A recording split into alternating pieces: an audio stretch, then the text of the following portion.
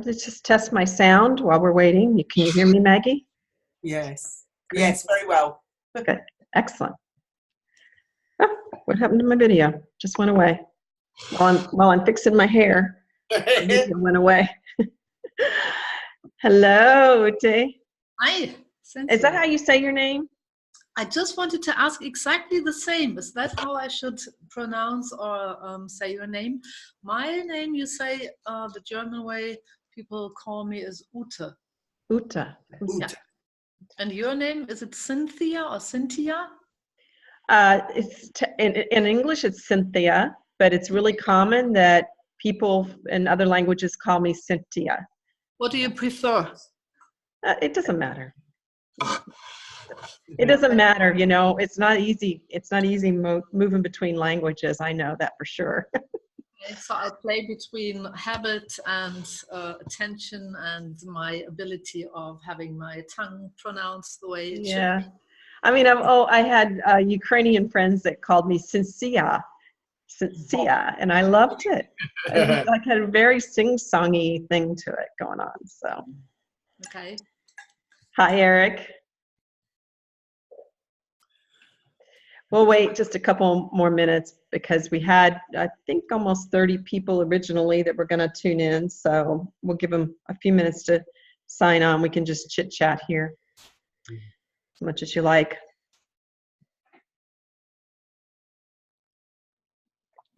Do you sometimes join the AY a day groups, Cynthia? I do, but since the last summit, almost not at all. It's been harder and harder with our workload to figure it out. So it's like one of my big disappointments is that I haven't been able to tune in very much. Yeah. Yes, are you still there a lot? Yes, I used to be there like from the 7th or 8th lesson from AY 6 or 7 in the beginning. I had an accident with my bike in the beginning of December, so I'm getting back into business, and yes, I try to be actively to be back in again. I knew you had been doing all those gorgeous recordings. Yes, the videos and the screenshots. My plan is to create one screenshot with 21 pictures for each lesson to have a survey. And I have already like 200 something. Wow. Yeah. That is quite a project. It's quite my life project I'm working on. It's incredible. It's an incredible one. I'll mute myself now. Okay. Well, we might as well go ahead and just hear from each of Maggie. Why don't you say something about what's going on with you and maybe what brings you to this little shindig today? Well, it was very timely that you were going to offer some support in this area, because I had just decided that I was going to try and expand into working directly online. It's quite hard to afford venues, and it's quite hard to find the right kind of venue. And then so often people are interested but can't come at the time that something's available, and finding a way to make that more flexible feels really appropriate to me. But at the same time, I've got a friend who's doing it, and he says, oh, and it's quite nice not being able to see people. And I'm sort of thinking that I do want to be able to see people, and I quite like it that people can see each other like you can across the top here. Though whether we'd be able to do that if we were lying on the floor, I don't know. So yes, I'm very curious to see what's possible, but I have a feeling that there may be some limitations that would be hard or maybe even impossible to overcome. So very interested in your experiences and theories on that. Okay. You sent something interesting, and I haven't had a chance to look at it yet. You sent something that you were saying was a good format for online classes a few days ago. A link. Yeah, we'll go over that, a link. Lovely. Great. Yeah. Thank you. Should I mute? Go ahead. Should I mute? Yeah, go ahead and mute now. We'll hear from Eric. So, hi. When you, Cynthia, first proposed this, I think it was back end of November, early December. And I don't even remember who I was back then, but I've sort of morphed into some other ideas. But I've been using Zoom for some study group work, and I used to teach some online courses when I was connected with a college in the United States. So I'm familiar with different platforms, but I've never created a course or a program. So there are a lot of different directions I go in. I work with communication, I work with writing, I also work with Feldenkrais, and I also work with meditation. So I'm not sure quite what will come forward, but right now I'm real curious because I've enjoyed your success and the way that you shared, and any pearls that you pass along. I also signed up with the Teachable group that you mentioned, so I haven't followed through on that, but I'm with them and they're sending me stuff and all that. Okay, great. Beth, hi. You want to tell us why you're tuning in today? Oh my goodness. I have been looking at getting emails from, all kinds of online trainings and challenges and all of that kind of thing. And I took one and tried to follow it to the end, and just by the end was totally overwhelmed and just feel like I really just need some basics that aren't pushed in terms of a timeline, and to just, I guess, understand a little bit more of what the options are. And to add to that, there's a very good possibility that my husband and I will be moving within a year or so, which means practice, which has been established, though still growing for 3 years, almost 4, is not going to be a physical thing, at least when I first move. And so I feel like, I need to be making things more available, online. So because I don't know what that what that shift is going to look like physically yet. So okay, great. Thanks, Beth. Sonia, hey, can you unmute yourself? Down in the lower left-hand corner, there'll be a little. Hi. Yeah, there you go. Sorry, I was late. I was just teaching. It's okay. You're just asking. I'm just asking what brings you to this little party. I've been on the precipice of falling in for a long time. I think someone needs to give me a push. I'm developing and have actually shot a lot of material that I think can be edited into Teachable, but not particularly that platform, but online learning. But I feel a little overwhelmed by it because I keep imagining it bigger or more expansive. I think just starting is the way to start. Okay. And Uta, can you say, we talked about what you've been doing with those beautiful AY shots, but why are you here today specifically? Hi, this is Ute. This is exactly what I asked myself right now. And I secretly had a look back in the email because I actually thought I brought this meeting here in the connection with the thing that you are planning to do, the summit. And the AY, you are looking for practitioners who are teaching ATMs in different languages. So I might be not perfectly right here on this. Yeah, we're not going to cover that topic. You're welcome to stick around, but we're not covering that topic. This is about people who want to have online classes. I'm already teaching or providing online classes between 5 or 25 a week. Oh, wow. Yeah. Well, if you want to stick around and offer some words of advice to colleagues, that would be welcome. Yeah, I'll just stay with you for half an hour because I planned that to stay here anyway. But my thoughts were, sorry for not having read this correctly, was that it was about the summit thing. You remember what you're doing simultaneously? Yeah. Okay. Yeah. Okay, and then I want to introduce Arlene Klein, who's Arlene, wave, please. So Arlene is my project manager and has helped me a lot with my program, so she may have some things that she can add and offer to the mix today, and she'll certainly be listening in, and then we'll go from there, wherever how she fits in. And who just joined us? Karen. Hi, Karen. Karen's got a visitor. Can she wave at us? Yeah. Karen, can you say why you're here today? You'll need to unmute yourself in the lower left corner. Just to learn more, to learn some to benefit from your ideas. I'm not sure where I'm going to go with it. So, and I'm late joining. I just saw your email. Okay. Well, I'm going to do a screen share, and I'm going to walk you through a little bit of a PowerPoint. I think that you can still talk and ask questions while I'm screen sharing. I actually have never checked that out before, but we'll find out. Maybe I can help in case you need help. Yeah. Let's see, where's my little, where is show all windows? Why is it not showing up? Okay, it was here before.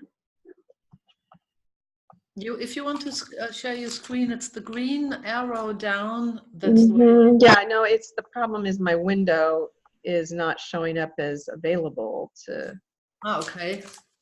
show for some reason. So let me try to figure out that where it went.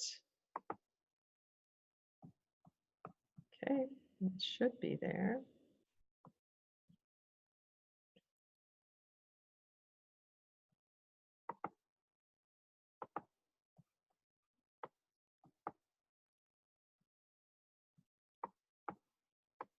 She's beautiful, Karen. Thank you. She's the reason that I miss so many things, but I'm glad. Okay, so what has been happening is and Sonia knows this in particular, I had originally thought that I would be able to, well, it doesn't like, we're going to miss something really huge there, but there's the rest of the words. I had originally thought that when I started my online membership that I would start some kind of a Feldenkrais.com with several different practitioners in the membership, and we would just have one large, sort of like a yoga library. And now that I've been in it 3 years, I've talked to a number of experts, and every one of them has told me not to do that. And I'm just trusting that to be true, because I can see already I was questioning the value of my doing that. So what I sent out was an email basically, or a post basically saying, I'm not going to be able to do that thing that I have talked to at least a few of you about, but maybe I can support you in some way by giving you some information that might be helpful to you. So this is just my really basic take on it. There are some really basic models, and the first one that you've seen happening is the actual replacement of DVDs and CDs with just audio programs, like Annie Tho is offering, which she sells, I think, through CD Baby or iTunes. I think it's CD Baby she's selling it through, though.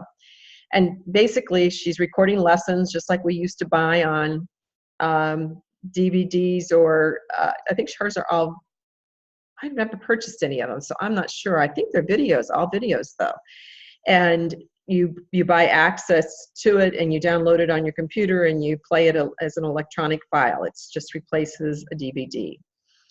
And that's has its own process. I know nothing about that process, absolutely nothing. I don't think it would be too hard to work out the details of it, but that's not what we're here to talk about today.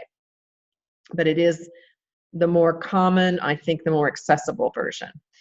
Then there are people who are wanting to do live classes or workshops, and I'm going to categorize those in two different ways, both a short type series, which is more like the typical thing we do in our classes, or what would be called in this field of online programming a master class. So we'll talk a little bit about those. We'll talk about pre-recorded classes that are then offered online, which I'm trying to think who is doing that specifically. I don't think I know anyone who's specifically doing that. I do a little bit of it, but mostly what I do is subscription content. So I have people who are subscribing for either monthly or yearly, and they get access to about, right now it's like almost up to 200 lessons, and then it keeps growing. So we'll talk about each of those possibilities just a little bit. So in the model, when you're trying to figure out what kind of model you want to do, I think it's really important that you ask yourself, how many people do you want to reach? How much money do you want to make? Because if you're doing this to make money, then this requires a really very methodical process in order to make that happen.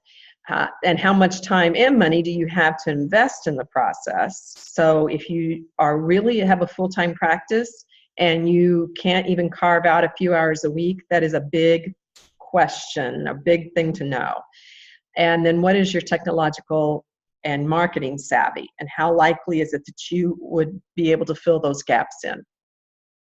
Because those last two are really important before you even just start trying to dive into this, I think, to clarify for yourself. And I will say, if you have quite a lot of time, you don't have to have a lot of money, but you need quite a lot of time, then you can go a long ways with this. But you will need some significant hours, and that's something to think about. So if you're doing something like live classes or workshops, you can actually do that pretty simply. That's the thing that I would say requires the least amount of investment, and it requires the least amount of technological or marketing know-how, because you probably already know how to market your local classes. So if you know how to market your local classes, you might be able to transfer that information into an online a bit anyway. So you can sign up for something like Zoom or Skype or other services, and they'll be anywhere from free to up to $15 a month is pretty typical. And most of us have gotten used to offering Zoom and really like Zoom as a kind of platform. But I know, at least in the beginning, Anna Halltruck used Skype for 6 people at a time exclusively, and did long trainings through that. So there are other options. You don't have to necessarily use Zoom. And you could use Zoom. It's free as long as you're willing to stay within I think it's a 45-minute time frame. So it's not a huge expense. And I would also say it's pretty easy to learn to use, and probably all of you are pretty experienced with that by now. You would just announce it to your email list, or however you would normally announce it. You'd post on your website, you'd grab a few people, you'd have some way for them to pay you, and you just do the class. And then if you want, you don't have to, you would take the recorded material and you'd re-upload it in the background after it was over to Vimeo or YouTube. And then you could provide a link to participants to revisit the material later. This is the quick and dirty that I think almost anybody can do, and it's not well organized for people after the fact. So if a person comes to 6 of your classes in a year, 6 of your class series, or even 4 of your class series in a year, and they want to be able to find the lessons, it gets a little bit more complicated, because it's going to usually just be links, and you're going to find yourself annoyed if you're being asked all the time, what was that link to that lesson we did way back when? But it's really pretty doable, and you might be able to think of some other ways to organize it. Uta, are you doing something similar to this?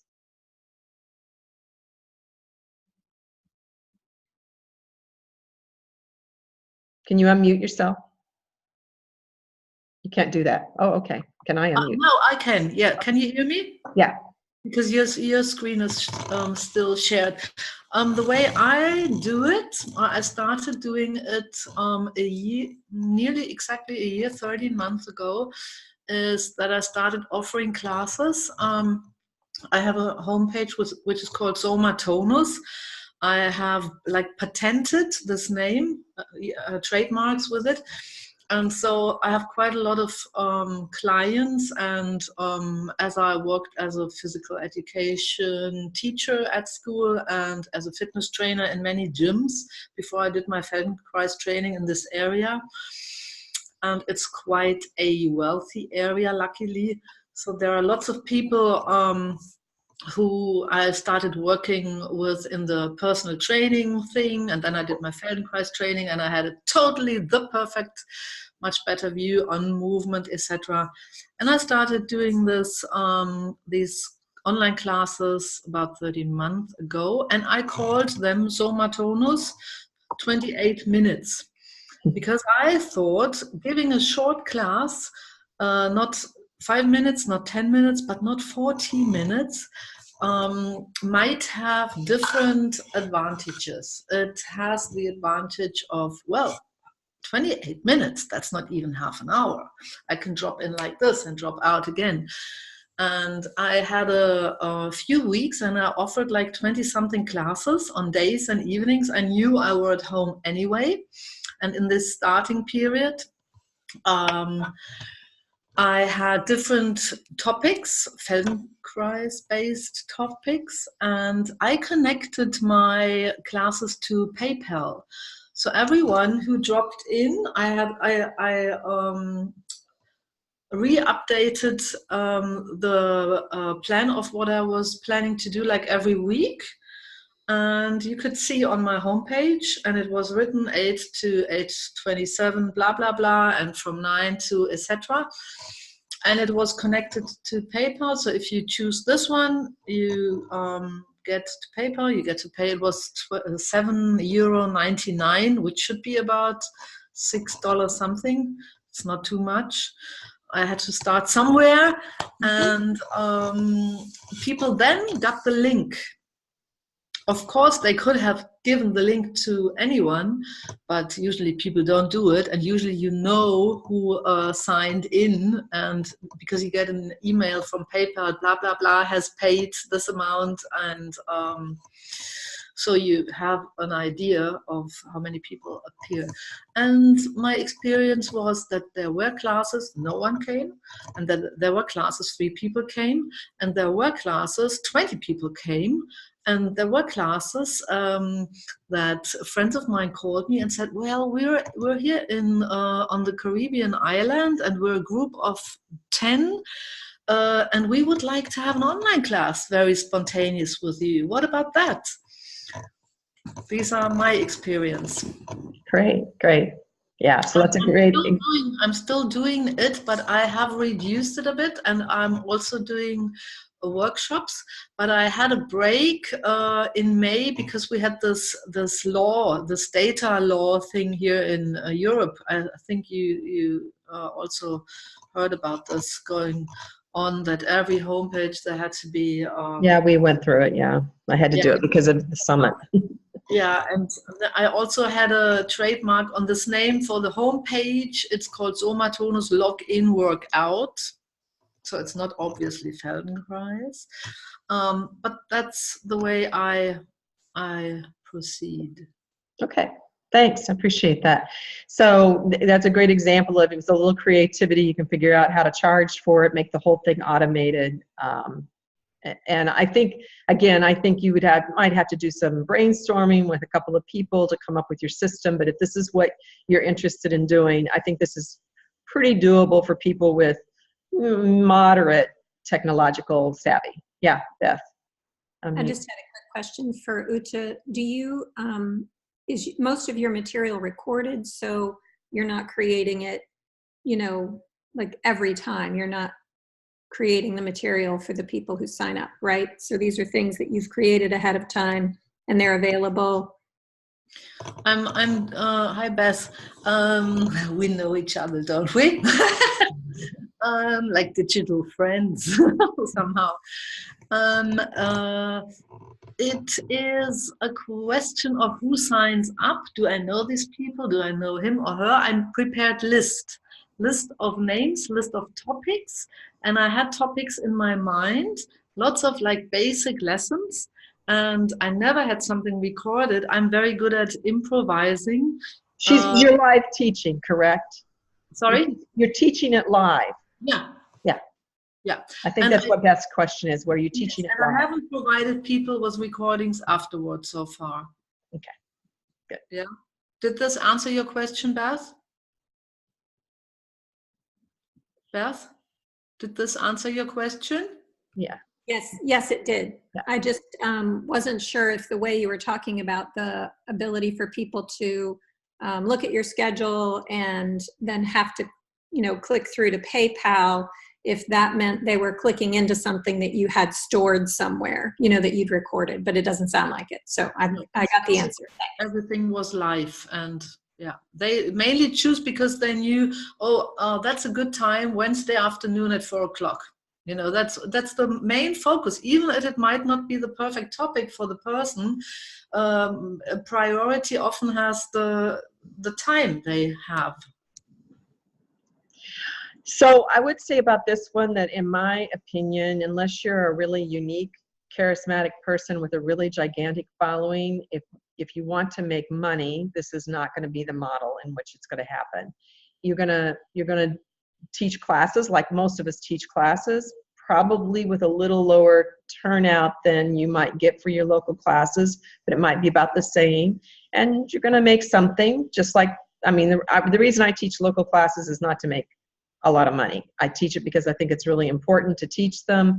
I think people need the information. It's more of a mission for me.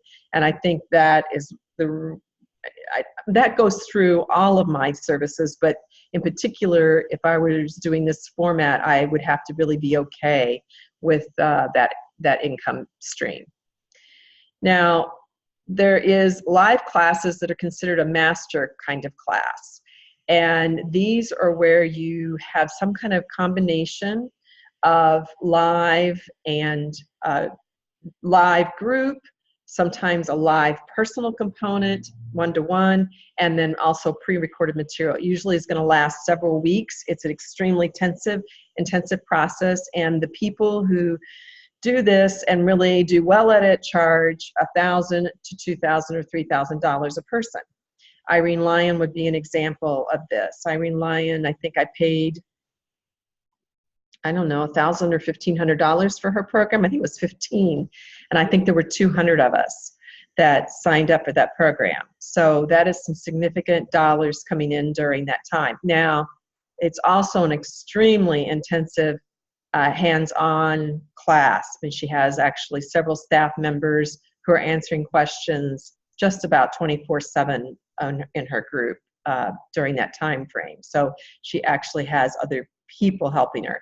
And Irene's a good example of someone who has, over the last 10 years, very methodically worked her brand and her niche audience and come up with a really polished program. I have tried to do one of these, and it was my Better Back program, and I have not been successful with it yet. And I have put a lot into it, and I will probably try to do something more with it yet, but I just couldn't get to it last year once I did the summit, and I probably won't get to it again this year with the summit. That's extremely consuming. So, but in these, you're going to have some of the same needs, and you're going to need something like Zoom or Skype. But now you're going to really need to get strong with like an email service that has an automation system, and you're going to need to know your automation system. You will need a class delivery platform. This will be really nasty to do just by emails and links. You could in theory, but people are going to drive you crazy because they can never find the old emails. You need a central place that they can sign in and start to walk themselves through the material. Usually this material is put out on not only automated emails, so like for the summit, Arlene and I will be writing the emails for the entire summit soon. And they'll all be put into a system, and they just go out 1, 2, 3, 4, 5, 6, 7, or whatever date range that we give them. And we aren't doing that at the last minute, right? And so it's similar here. It's called an automation flow of your emails. And then your delivery of your material is usually via those emails or via what's called a drip system in your class platform, whatever you choose. So your class platform, you would have already loaded up, say all 12 lessons for all 12 weeks, but it doesn't reveal them until the date that you say each one should be revealed. So we'll talk a little bit about class delivery platforms because I think that's actually where I'm a bit stronger. You will also need to really know your stuff. You'll need to identify your marketing. You're going to need to produce a brand that's consistent in color and look and how you use your words and how you look. Something I've not been super great at myself and keep trying to refine. You'll need something called a marketing funnel, and that'll be a process that allows you to start to gather names and what we call nurture them. So you gather names, they for some reason they want to be on your email list. So you have to imagine how little you want to be on anybody's email list these days, right? So that means you have to have some reason that they really want to be on your email list. And then once they're on your email list, you start to nurture them with information that they can use to help them live their life and are all around your theme. And that information usually also creates a kind of hunger in people for more. So there's a skill that I haven't quite picked up yet about both giving out useful information and creating a hunger for more. I haven't figured out the hunger for more piece as much. I can give out information. I haven't figured out that little tweak that really connects people to wanting to ask for more and more. And of course, I mean, if you don't, all you ever get from me is some emails and you go, oh, that's really nice. She said just turn away from the busy. I mean, it is nice, but it's not what we really do. We know the depth of what we do. The depth of what we do requires an actual depth of engagement, and that's what I'm interested in doing with people. Then also, and they really recommend now that you pre-sell your content, that you actually don't create an entire, which is what I did back when I was doing my Better Back program. You don't create the entire 12 weeks. You don't videotape everything. You don't write up everything, but that you actually pre-sell the content with only the first couple of weeks ready. And then once you know that you have enough people to be able to afford to go on, you start developing the lessons as you go. So you might have you need an outline of it, but you wouldn't actually have it already up front. And that's to try to help people to keep from over-investing in creating content when what they really need to be focusing on is learning about their audience, producing their brand, getting the funnel. That's the part that almost all of us don't want to do.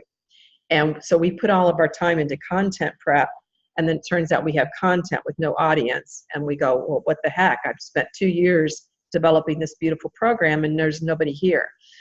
So you do have to have a desire, a drive, a hunger yourself for really learning this whole marketing aspect. And then like I talked about, you're going to have this emails that are going to go out once people sign up. They're going to encourage people to use the material, but they're online. So, I mean, as far as I can tell, even with Irene's really great program, the majority of the people buy the program and then don't engage with it beyond the first couple of lessons. And even at that price point. And occasionally they pop in and out, but a lot of people just never get to it. So you keep trying to put out material that encourages them to reconnect and to use it. And then you also have to have some of the actual content then being ready to be delivered. So you've got to do your job in pre-recording or writing up lessons or giving them links to whatever it is that you think is part of your particular class. Now in the subscription model, which is what I do, you can see there's a lot of the things are the same between all of these, but in the subscription model, you still need some kind of way to record your material. If you're going to do only pre-recorded, you will not need Zoom or Skype. But if you're going to do a little bit of a mix of some lives, like I try to do once in a while, some live classes, I offer once in a while in the subscription, but otherwise it's all pre-recorded. You would still need something like a Zoom or Skype. You're still going to need an email service. You're still going to need a way to deliver that. I know Ryan Nagy is doing a subscription service without this. I cannot even imagine that.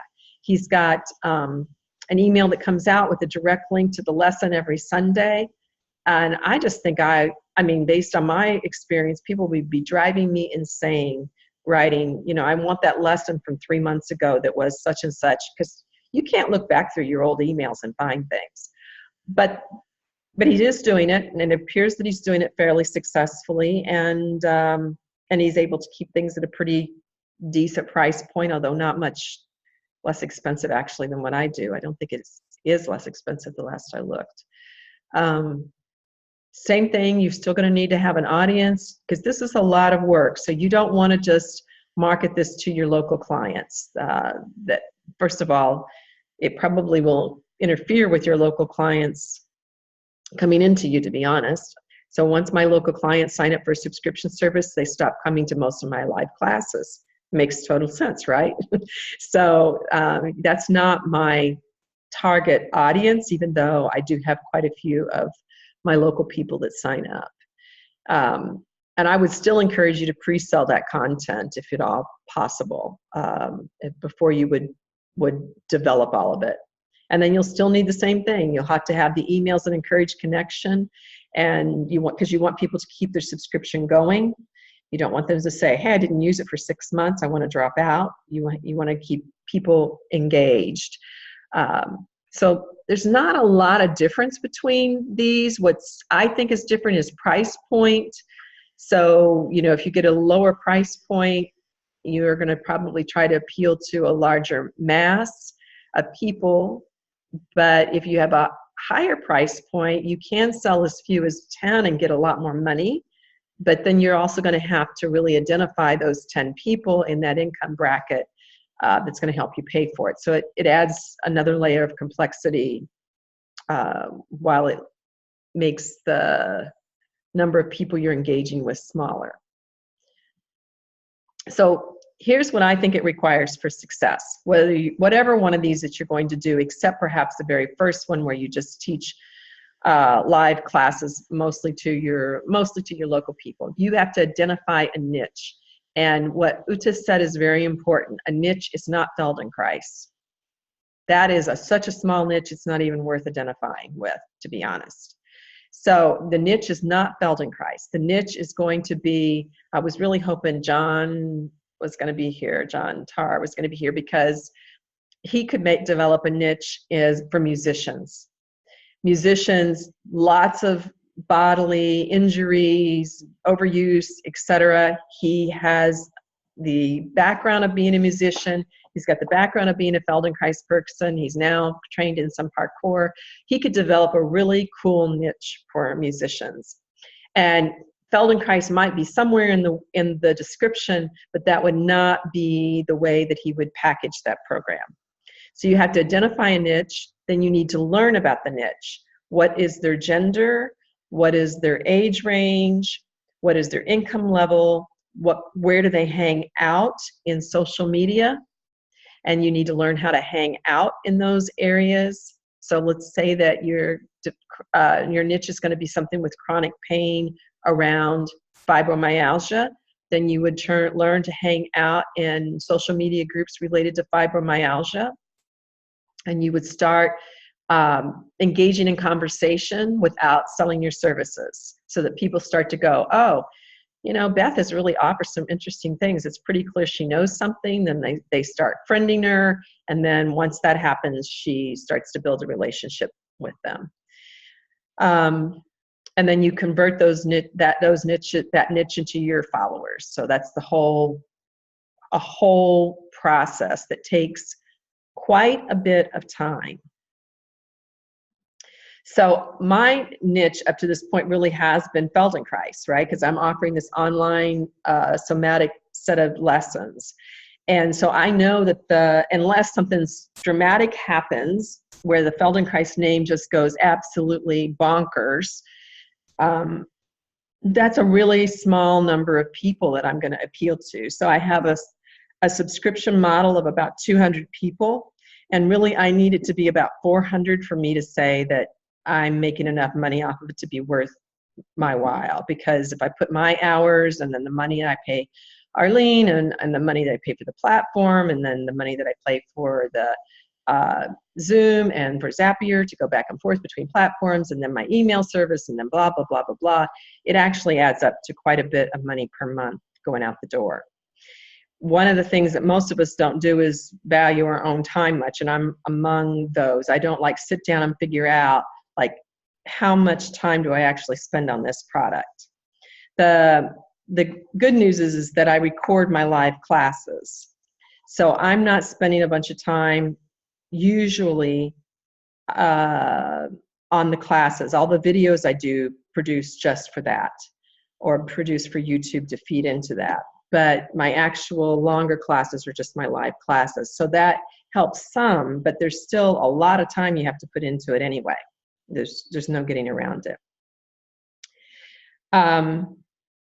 So there's that learning the niche, then there's your willingness to take classes. And you can sign up for quite a lot of free classes, just like what Beth said, that you sign up for them and you get overwhelmed, you leave, you come back, you sign up for them again in a few months, you get overwhelmed, you leave, you come back.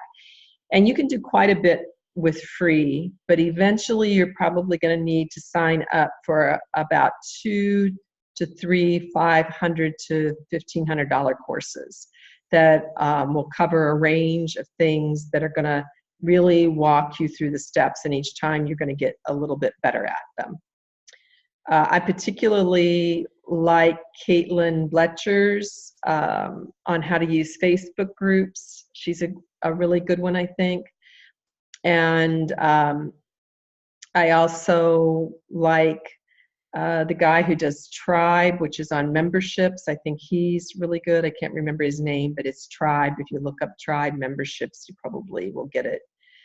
I think he's very good. But there's a number of people out there that are really good. I think Russell Brand has a really interesting book out, and I've got it somewhere, but I'll look around and see if I can find it and maybe send you a link to it later. And then you just need a tremendous amount of ability to just muck about in these programs, to figure out, understand them. You can hire someone else to help you with pieces of it, but if you don't really understand sort of the way the program works or its potential, you will probably never tap it or really understand what it is you're delivering, is my opinion. So I think you still need your ability to get in and muck about and do a lot, just have a lot of patience and a lot of persistence. So you are going to need dollars for an email service, you're going to need dollars for training, and you're going to need dollars for a platform eventually. Now you can start out with a lot of free emails, but once you do something like I did with the summit, suddenly your email cost goes up to almost $300 a month. That is pricey, let me just tell you. So, you can start out free, but as soon as you actually start to gather email addresses, then you're starting to end up with, 20, 30, 40, and then there's a jump in which you're paying $250 a month, plus some other things that I have to pay for now once I did the summit in order to be able to keep engaging with these people. It can add up to some money. So you don't have to have that money to begin with, but you're going to have it somewhere along the line if you're going to go larger. Yeah, Beth. I was just going to give a sense of that kind of cost. I have a website group that does my website for me. They put out a newsletter for me every month, and they're the contact for my email list that's created around my practice. And they have this wonderful, it's called Lead Automator with funny lettering and stuff, their name of their program, that they can do some of this stuff that needs to happen in the background, the whole drip concept and, the whole loop that needs to be created. But it's going to cost me. So my email and website by itself is $130 a month. But if I do that other thing, it jumps by an additional $250. Mm-hmm. But a lot of it is whatever, self-perpetuating in a way. And they'll help me create content and all that kind of stuff. But that just gives you an idea of the cost that it can. Right, right. So I don't use I use Arlene for quite a bit of my support in terms of project management and technical pieces of it. I don't use a more packaged service, if you will, but I have looked at them. I did hire a couple of those in the past, and I did not like the outcome of them, so I never went very far with them. But yeah, there's a lot of opportunities, and the dollars just start to add up by the time, if I look at how much we spend a month just on services, it's significant. So you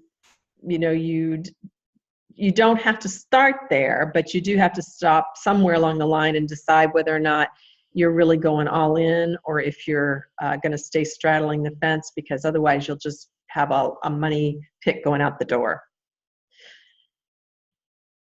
So how to select a platform. And I think actually I'm going to show you first what the Teachable platform looks like, just to give you a sense of it. So I'm going to stop this share, I guess, and go to something else. And let me try to share a different one. And there are lots of different options out there. Let's see, where would that be?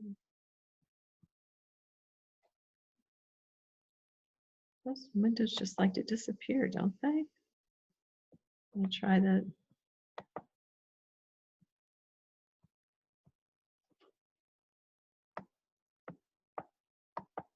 It's not it. Get rid of that.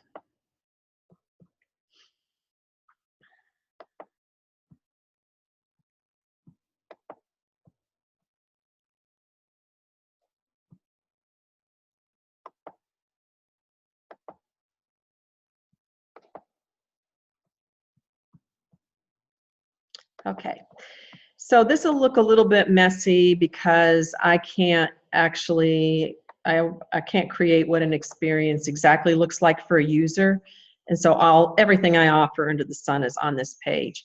But let's say that a user was only signed up for our Learning Body Elite. Okay, they would just have just that icon there, and they would sign up, and that's not where it should have gone. I love it when nothing wants to cooperate. Okay, this is where it should have gone. So they would go into their curriculum, and you'll see here it starts to lay things out for them. So there's a little thing here that says, you want to start by introducing yourself. You see how it's very light gray here? That's because I already did it. Now I can do it again. I can click on it and go back in it again, but it changes color to let people know what they've already done. And there's not a start button over here. But they could come down and say that they want help with how to motivate themselves to do a lesson. They would hit start. And then you can have a video in here, you can have words in here, you could have audio in here, and you'll see at the bottom that they can post comments, and that people have posted comments, and then I'll get an email that they posted comments, and then I can respond to them. Over to the side, what happened is once I went into that lesson, over to the side, now all the lessons that were available to them in this little section are now displayed over here on the left. So they could just decide they want to go over and listen to a video, right? They want to watch a video on confusion. Or they could decide to go back and find out what else is included in this, and now it shows all the different things that are included in your Learning Body Elite. So there's guided meditations, there's journeys in Feldenkrais, all the way down through journey 7. And if we look at one of these journeys, we would see within that I've chosen each one of them to start with a guiding quote. it gives them ideas on how to help themselves, be safe, and respect themselves. There's always a series of videos, and sometimes an audio is part of it, or sometimes the audio warrants being difficult enough to get some chili peppers. I've rated them according to how hard they are, so people can see with these little chili peppers that whether they're getting into something that's maybe a little beyond a beginner level in particular, or maybe they want something that's a little bit more difficult. And again, they would go into these. This would be an example of an audio one. They could download it. I've made mine downloadable. You don't have to. They can play it. Again, they could listen to the whole thing. They could leave a comment if they wanted to. And then they would either they manage to complete the whole thing, and it would complete itself on its own and take them to the next lesson if they wanted to, or they'd sign off and start over. And your process for this, let's see if I can show you what your process would look like in something like this. Go back. So that's what it looks like up front to someone, a user. To you on the back end, so that's the front end, this is the back end. You're able to get an idea of who's logging in. You see here off to the right, I can actually see who's been logging in and is using it. It'll give me some indication of some kind of revenue for this particular month. It will allow me to go in by user, and I can actually look up individual users if I wanted to and see what their purchases were, but I could also see what they've been actually doing. I could get a sales report and download sales reports or look at sales reports about different information. I can send emails from this system, but I would personally not use their email system. So every program you're going to find, every platform, it's got some issues. I would not use their email system. I could edit the individual courses, or I could decide to set up a new course. I can set up sales pages. I can set up payment plans from it. And also, it handles affiliates. It's not the best affiliate system I've ever seen, but it's a decent enough affiliate system. And yes, Beth. I just want to be sure, this system that you're talking about, is it called Teachable? That particular one's called Teachable. Okay. Mm-hmm. Yeah. And the thing that is difficult, and I'll go back over here to this shared screen of our,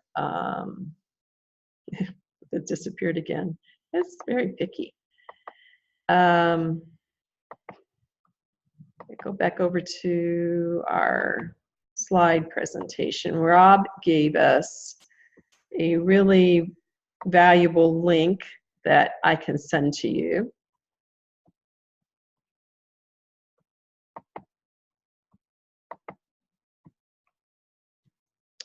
He gives a really valuable link. I'm going to click on it here. And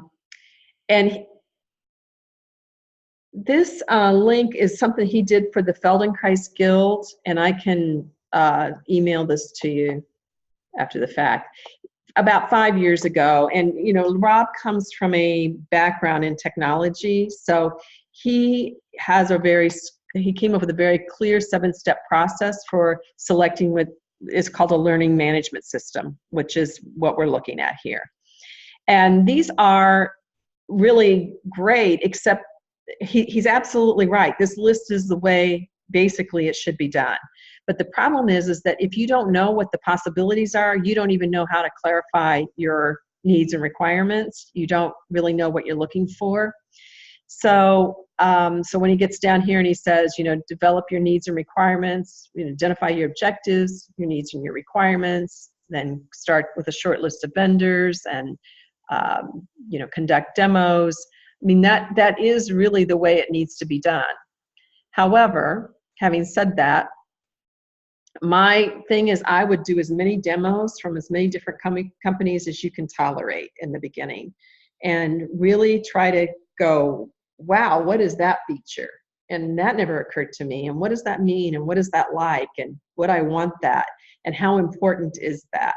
And try to start to get your list together based off of that idea, because I think it's really difficult if you don't even know what the possibilities are to know what it is you would want. Then I would also read up, I would write in like the top 10 LMS systems or learning management systems and read as many different reviews as you can. You take something like Teachable and you say the pros and cons of Teachable. You could do a search like that and probably get something. Or you maybe find two systems. Maybe you find Teachable and you find Kajabi. And then you could write in the search window, Teachable versus Kajabi, and somebody's going to have written about it. And so you just read up as many of these things as you can so that when you are really getting ready to make your final choices, you got as many points of feedback as you can possibly get. Also, most of these groups have a Facebook group, like Teachable has a Facebook group, and you can join it before you ever start doing anything with Teachable. And it allows you to really hear the good, the bad, and the ugly. So you'll see me posting on there about things I don't like and I'm irritated with, and you'll see me posting about things that I'm absolutely over the top about. And it's an extremely robust group, as many of these are, with people helping each other. So it's their user forum. So when we said this learning management system, I just thought I'd give you technical definition of it from Wikipedia. It's a software application for the administration, documentation, tracking, reporting, and delivery of educational programs. Now, some of these programs have things, the ideal program, let me say it this way, the ideal program would have something called gamification, which would mean that it would really give people little buttons and stickers and things like that. Most all of the systems I've looked at have not gotten there yet. It's like the game playing world and the learning management system has not really met up as well as they could. And that would be helpful in keeping people more engaged if they got little levels or reward systems for commenting or things like that. It doesn't sound like it, I'm sure, to us, because we probably wouldn't really go for that kind of stuff, but a lot of people really do. So here's a few of systems that I would put on my serious list if I were in your position to look at things. If you want something that that's going to be a little more work on the front end, in my opinion, you could go with a WordPress plugin. I did do a WordPress version of my subscription early on, and I do want to say one problem with using a WordPress plugin is that you will start to run into problems, at least we ran into problems with slowing our system down. When you start putting a lot of audio and video on there, it started to slow our site way, way, way down. So I eventually came off of it and went towards Teachable because of that. It also is harder to make it just look as incredibly beautiful and gorgeous, I think, as, you know, somebody who that's what they're doing all the time. Who's talking? Arlene. Go ahead. I'm sorry. Were you showing your slides? Because we're not seeing any slides. Oh, yeah. I am supposed to be showing my slides. Gosh, thank you for saying that. You're welcome. Okay, let me figure out where it went again.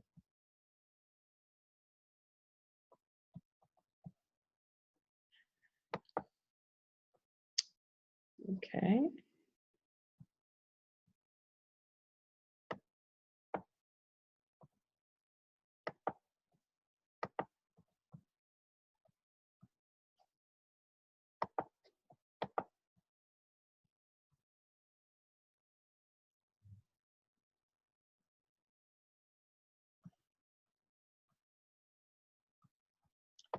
Try that share again because it's not showing up in that window again.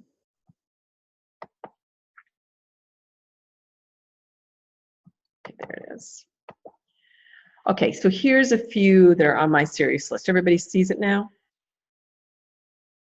Okay. So Member Mouse, it's a WordPress plugin. Memberful is a WordPress. I think it's a plugin. Learn, that should be Learn Dash, D-A-S-H. It's a WordPress plugin. Teachable, what I use. And if I were going to start over right now at the level that I'm at already, I would probably go to Kajabi because it has a pretty complete system. So I could get rid of my email system and some other things I could get rid of and use theirs.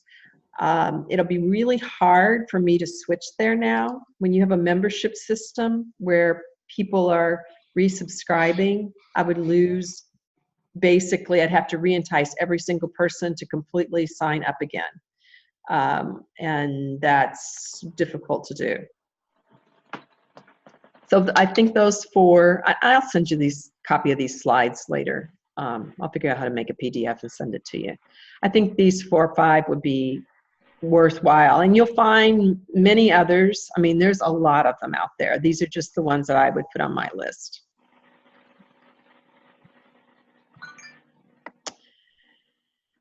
So the one thing that I did send out that email on was that Teachable right now is offering a free master course. I can't tell you for sure that it's a fabulous course because I haven't done it. That's not something they've ever offered before.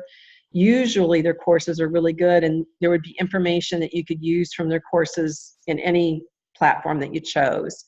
And there's the link down below there, and that is, as I told you in the email, that is an affiliate link. So should you ever actually decide to purchase something on Teachable, you would be able to.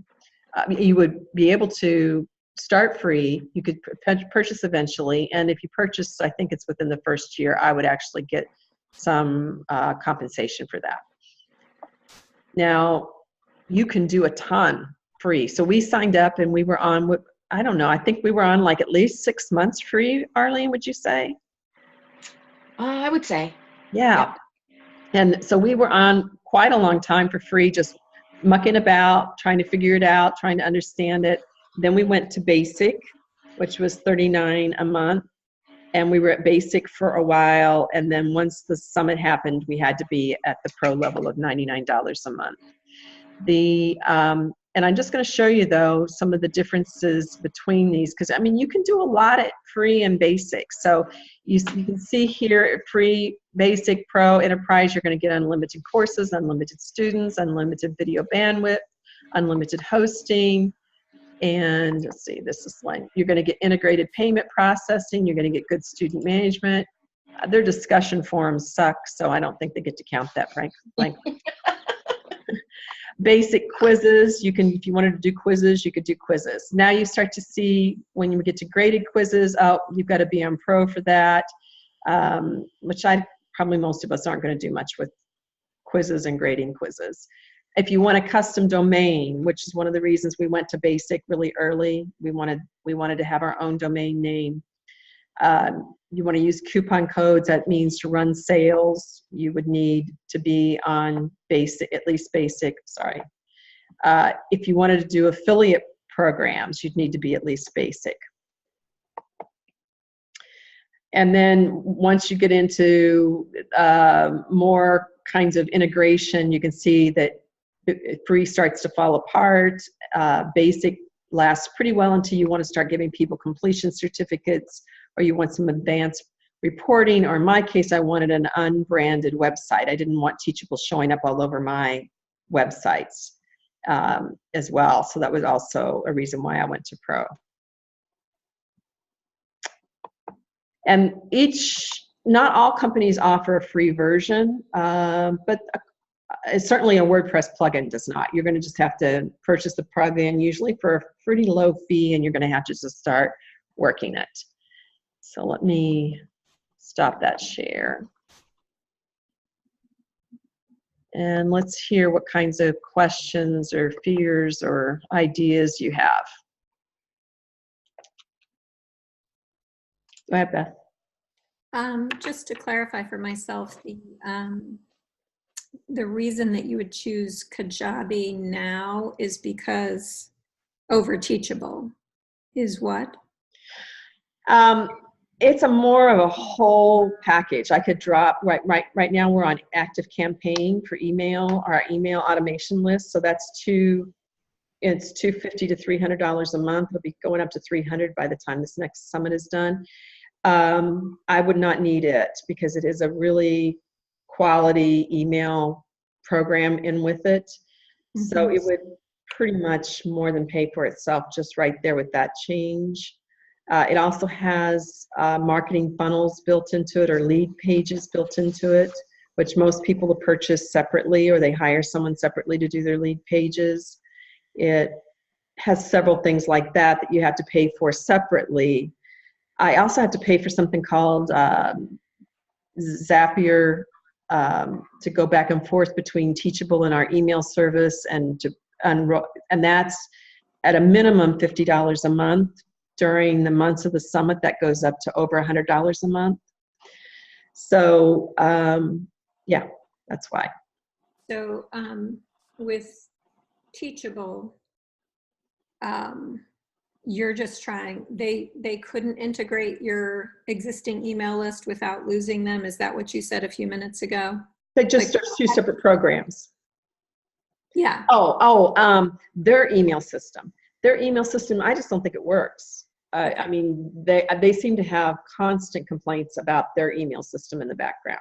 So I would just not use their email system. I wouldn't take a chance on their email system.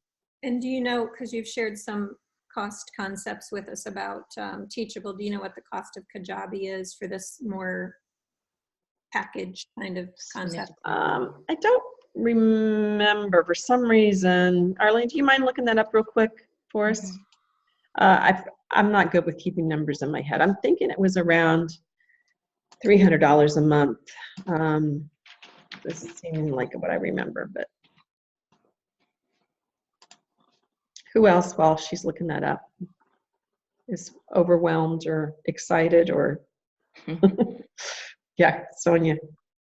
Cynthia, you said the word branding, and I didn't. You said that you paid extra into the premium mode because the Teachable. I didn't want Teachable. The Teachable logo was showing up everywhere, so people would go to sign on to our site, and it wouldn't say Future Life Now; it would say Teachable, and I just didn't want Teachable's name everywhere. It still will show up at certain times that we're arguing with them about that it shouldn't be there. Like if there's a problem, they'll send out an email and it comes from Teachable. And I'm like, nobody even knows they're on Teachable. This is not helping. You know, so we have a little bit of a problem with that when there's some kind of some reason that they have to actually communicate with people separate from us, which is rare, but it happens. Yeah. So for me, I didn't want that there. And domain hosting, that suggests that you don't already have a website. I saw that was on one of the items. Some people don't form a separate website. I highly don't recommend that. You really should have your own website, but there are quite a few people in the Teachable discussion groups that indicate that they're using it as their website, but you'll have a lot of problems with SEO. So if you don't have your own website, the Teachable site is not going to give you much access to the SEO to really tweak it. And is your website integrating well with Teachable? Are you? Yeah, let me show you. It works really well. Actually, I'll let you all just go over there real quick. You can just go to futurelifenow-online.com.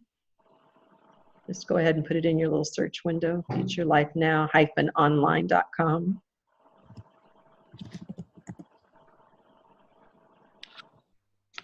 For Kajabi? Yes.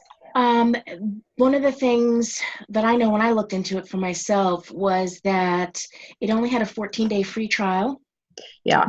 There's no free service. No, you just got to dive in. You got to be willing to go for it. Yeah. Yes. And the basic, just to begin, is $149 a month. Mm-hmm. And then it goes to $199 and then $399. So it's a little more, it's much more costly, I think, obviously. But the link is there in the chat if you wanted to look at yourself. Look at that yourself. So if you go to futurelifenownonline.com, you see across the top where it says shop online courses. That's the teachable link. And you can tell the ones that are the teachable links because they have that little arrow out beside them, a box with an arrow out. So it lets you know you're going off site. And then about us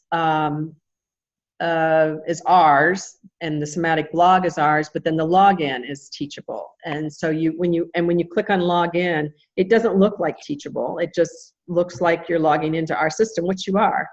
And it's pretty seamless. And then from there, once you log in, it looks like what I showed you earlier as a user.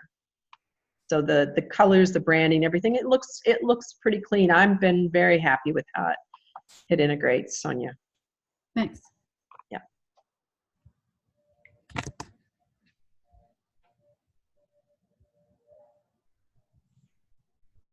Well, what do you think? You're encouraged, discouraged? You see yourself going in a new direction? I think that what's kind of amazing is if you try to do this, say, even 5 years ago, you have to build it from the ground up. And it's like all of this, there are these capsules of structure. We just have to, like you've done, is you've worked really hard to understand them and see how we can fit into them. So it's just an opportunity ripe, but again, just feels a little bit like, what are we going to put into it? Mm-hmm. Yeah, I mean, and that's a really important question. Like, how important is it to you? And I think that has to be answered, because you're going to, so, you know, we have out there already people in the Feldenkrais world that are offering to teach people how to market, online marketing for Feldenkrais people. And I think that's valuable. The programs that are the most successful, there is no doubt about this, where you see millions of dollars, and I do mean millions of dollars, being made by many, many people. They are all about marketing.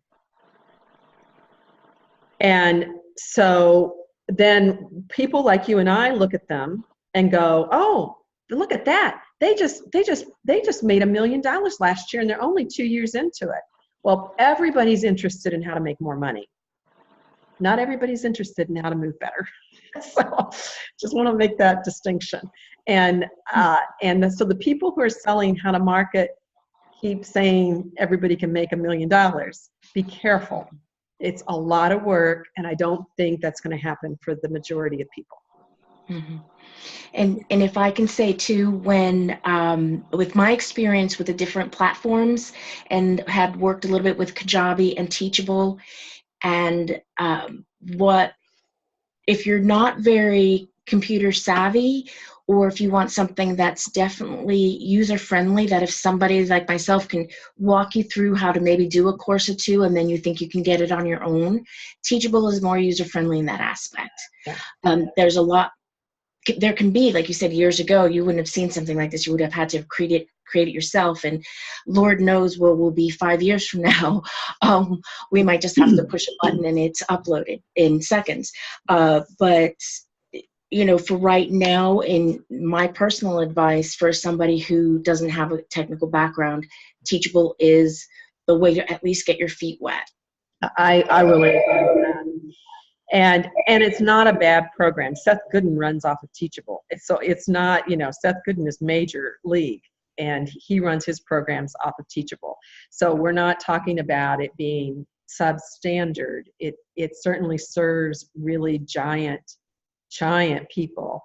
And it has problems just like all of them do. The limitations that you have to learn to live with and gripe about and hope they'll change, and they may not, and move on. And they're all newer too. So that's why with Teachable, I think I've noticed quite a few changes, and they're constantly, all of the platforms are constantly changing from month to month. You'll see something new, something developed and change. So just keep that in mind, that even if something may not work for you, it may be better for you in the future using it. There is a program out, in case you run across it. It's Udemy, Udemy. And Udemy is a marketing warehouse. So a lot of people like Udemy because they do market the programs for them, but they sell everything at $10 and $15. And it doesn't matter what you decide to charge for, it's always going to be sold at $10 and $15. So people are migrating in groves away from there to places like Teachable, which does not help you at all in marketing your programs. If you want to know who else is on Teachable, you cannot find it. They made a specific decision that they were not going to become a warehouse list where people could price shop each other's programs against them. So there were 5 Feldenkrais people on there that you cannot find them through a Teachable listing. And you couldn't say to yourself, oh, look at that. Sonia's got that program. Hers is 20. Maggie's 50. I'm going with Sonia's. And they felt that Udemy made a big error when they did that. Now they're gigantic compared to Teachable in many ways, but I think that their days will probably be a little bit numbered because of other people going, that's really not the best strategy in the world. So also, if you decide to do something like this, I do recommend Arlene. Arlene's got her own company and she's done a good job for us. And if you wanted help in any way with it, I'm sure she would find a way to give you some help with it. So that's okay, Karen. No worries. And I don't know, hopefully it was a little bit helpful. I want to thank you for this smorgasbord. It's almost like a Bones for Life platform talk. I mean, it really gives me a firm sense of the territory and room to explore. And thank you for really taking the time to put this together. Very, very appreciative. Good. I'm glad it was a bit helpful. So let me know I'll try to figure out how to give you a copy of my slides or give you this recording, one or the other or both. And did you have something else, Sonia, you wanted to ask or say? I see your hand came up and then down. Oh, no. I was just going to say, will you show us any scars that you've managed along the way that we know that you can survive it? Like the great explorer going out ahead. Well, Arlene has seen me crying plenty. So let me just say it's not without its scars, that's for sure. So it depends on what you decide to do. The first time you do a webinar, it is so at least for me, it was so absolutely friggin' overwhelming. It was just incredible to realize how overwhelming that simple thing. Hi, Donna Rose. If I have a good recording, I'll give it to the people who signed up. So yeah, thank you for tuning in at 6 a.m. Bless your heart. It's definitely a process, and I love challenge to some degree. That's probably obvious, and I don't dislike technology, but it's not a pleasant thing for me to work with. It's not good for my nervous system. I have some nervous system issues that are pretty significant the last few years, that it's definitely difficult for me. And I think there's a lot of things to think about if you want to go this direction. And I don't want to discourage people from going this direction, because I think we need more of us out there for sure in this realm. I really do.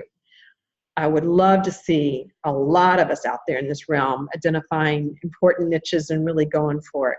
But I also think it's not for everybody. It's for a very small number of people that are going to really find that this appeals to them, and that that they have the time, or they want to put the time and the money into it.